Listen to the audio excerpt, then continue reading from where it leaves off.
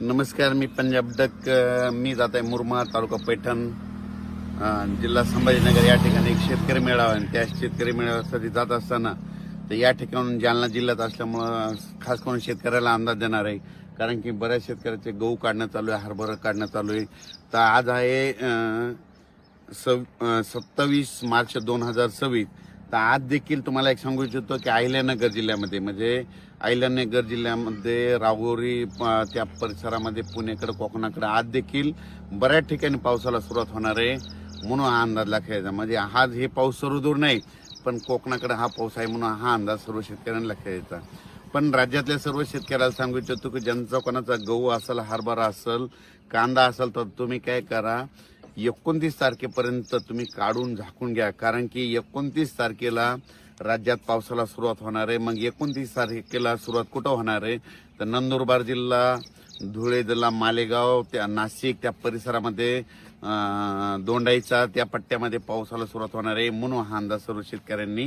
उत्तर महाराष्ट्रातल्या शेतकऱ्याचा जर कोणाचा कांदा असेल तर तुम्ही काय करा, 29 तारखेपर्यंत झाकून ठेवा. कारण की उत्तर महाराष्ट्राकडे 29 तारखेला पाऊस सुरुवात होणार आहे. गारपीट देखील होणार आहे. म्हणून हा अंदाज खास करून त्या उत्तर महाराष्ट्रातल्या शेतकऱ्याला. मग गारपीट कुठं होणार आहे तर गारपीट ज्या ठिकाणी एखादा नदी असेल तर नदीच्या बाजूला दोन्ही साईडने 1 किलोमीटरच्या अंतरानं, कॅनलच्या बाजूनं दोन्ही साईड 1 किलोमीटरच्या अंतरानं, तळ्याच्या बाजूनं चारी बाजूनं 1 किलोमीटरच्या अंतरानं गारपीट होऊ शकते. म्हणून उत्तर महाराष्ट्रातल्या शेतकऱ्यांनी नंदुरबार जिल्हा, धुळे जिल्हा, जळगाव जिल्हा, नाशिक जिल्हा, त्याच्यानंतर ठाणे ह्या देखील, त्याच्यानंतर इगतपुरी ह्या शेतकऱ्यांनी देखील हा अंदाज लक्षात येतो. त्याच्यानंतर आपण काय करू, आता इकडं विदर्भाकडून, विदर्भातल्या वर्धा, नागपूर, भंडारा, गोंदिया, चंद्रपूर, यवतमाळ, वाशिम, हिंगोली, नांदेड, बुलढाणा, अकोला, अमरावती ह्या जिल्ह्यातल्या सर्व शेतकऱ्याला सांगितलं होतं की तुम्ही 30 तारखेपर्यंत तुम्ही आपला गहू असेल, हरभरा असेल, आलेला गहू असेल तर काढून घेऊ शकता, झाकून ठेवू शकता. कारण की विदर्भात देखील 30 तारखेपासून ते 1-2 तारखेपर्यंत, 31, 1, 2, 3 तारखेपर्यंत राज्यात पाऊस म्हणजे विदर्भात पाऊस होणार आहे, पूर्व विदर्भात होणार आहे. म्हणून हा अंदाज लक्षात. हा पाऊस सगळीकडे सारखा पडणार नाही. काही भाग सोडणार आहे, काही ठिकाणी पडणार, कुठं सोडून देणार, काही ठिकाणी नुसतं वारं सुटं, गारपीट देखील होणार आहे. म्हणून हा अंदाज सर्व शेतकऱ्यांनी, विदर्भातल्या सर्व शेतकऱ्यांनी लक्षात येतो.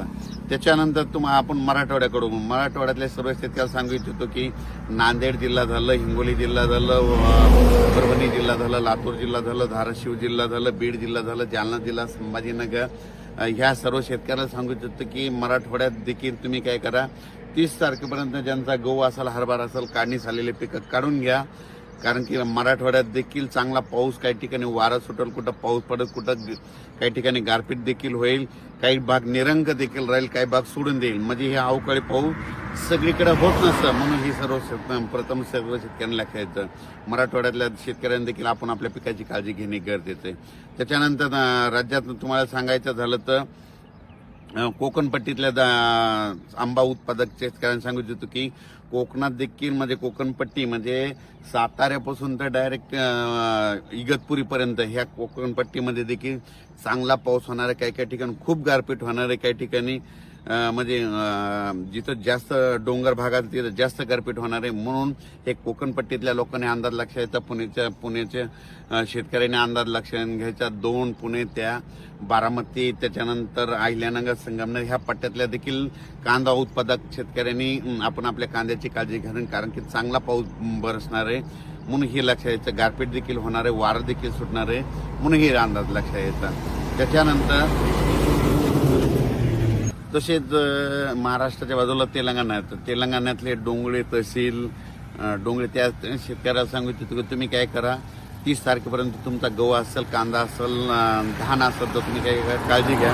कारण की तेलंगणात देखील पाऊस पडणार आहे. त्याच्यानंतर कर्नाटककडे देखील तुम्हाला सांगू इच्छितो. कर्नाटकमध्ये तिकोटी, मंगसुळी, त्याच्यानंतर धारवाड, कर्नाटकच्या बऱ्याच जिल्ह्यामध्ये चांगला पाऊस बी पडणार आहे, गारपीट देखील होणार आहे.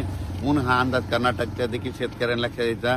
त्याच्यानंतर कोल्हापूरचे शेतकऱ्याचे फोन आले. कोल्हापूरच्या शेतकऱ्याला सांगू ज्यांचा गहू असेल तुम्ही काढू घ्या. साताऱ्याच्या शेतकऱ्यांना देखील हे अंदाज लक्षात यायचा. त्याच्यानंतर इकडं खास करून नाशिकच्या शेतकऱ्यांनी खास करून अंदाज घ्यायचा. कारण की नाशिककडनं ह्या पावसामध्ये बऱ्याच ठिकाणावर चांगली गारपीट होणार आहे. म्हणून नाशिकच्या शेतकऱ्यांनी देखील हा अंदाज मुद्दा शेतकऱ्यांनी लक्षात द्यायचा म्हणून हे